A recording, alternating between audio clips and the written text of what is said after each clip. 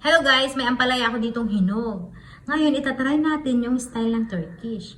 Kasi ang ampalaya dito sa Turkish, ang kinakain nila yung buto. What? Kasi daw, fruits ng ampalaya. Kaya yung buto. Tayong mga Zoom, Pinay, lapit. yan yung ampalaya. Yan lang yung kinakain nila guys. What? Yung pula. Sinisip-sip nila parang ganito. Para siyang candy. Ganun lang. Tapos yung, Paano yun? yung buto, tatabi Paano natin. sip-sipin? Ganito lang guys, ganito. Yan. Tapos sabay. Oh my God.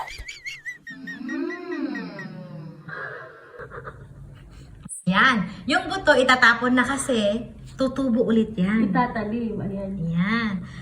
Sa bansa naman natin, ayaw natin yung buto, tinatapon. Kasi ang kinukuha Buto. lang natin, yung kulay green. Kaya habang green pa, kinukuha na namin. Pero sila, ayaw. Kasi gusto nila pahinugin yung ampalaya. Ang tamis.